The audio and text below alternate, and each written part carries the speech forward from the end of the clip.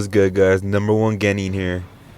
So I'm going to be doing Suigetsu versus Jugo. This matchup is refreshing. Another matchup where it's not the Hokage Uchiha one, so that's good. In this particular match, we have two members of Team Taka. Now to determine who would win, let's analyze their skill sets, what they've done, and what their capabilities are. Let's start off with Jugo. Okay, so Jugo normally doesn't want to fight anyone. However, when he's affected by his murderer side, he'll fight anyone, even Kage level opponents. His murderer side can come out of nowhere. He can be talking to you one minute, then try to absolutely murder you the next. Like other members of Jugo's clan, Jugo possesses the ability of Sage Transformation, which allows him to use natural energy he absorbs to transform his body at will. He can change what form he takes almost instantly, and isolate the transformation to a specific part of his body. If Jugo transforms into his Curse Mark 2 state, he gains a massive boost in overall ability. In this form, Jugo is incredibly resilient and has significant reflexes, being able to react to and take a punch from the lightning enhanced 4th Raikage that penetrated his arm and chest, yet still managing to retaliate almost immediately after. He's able to turn his arm into a shield and defend himself, and created multiple cannons on his back that were capable of destroying the entire area. Jugo is shown to get right back up after getting hit head-on with Konohamaru's Rasengan. Jugo is also able to extend his arms and grab his opponents from long range. Now let's see what Suigetsu has done in all of his feats as well. Suigetsu was called the second coming of Zabuza, one of the most dangerous ninja swordsmen of the Hidden Mist.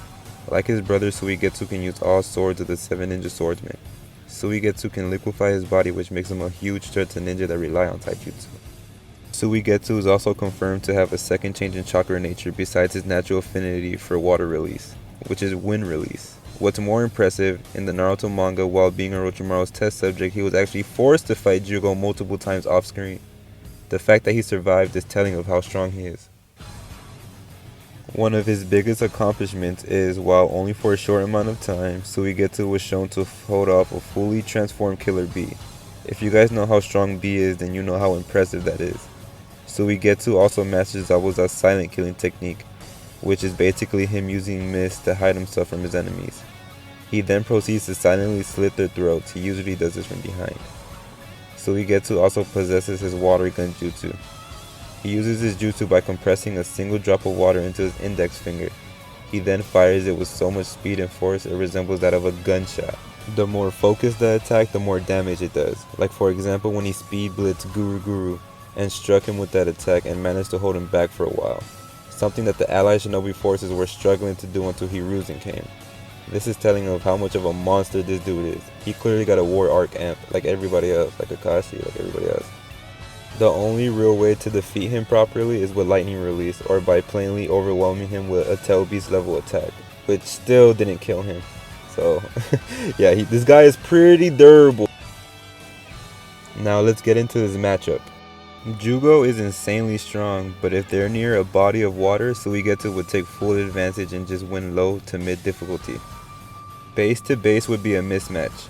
Jugo would know this and instantly transform and give in to his curse mark voluntarily, like how he did against the Raikage. In character, Suigetsu probably gets hit a little then starts to dissolve into water, making Jugo's punches useless.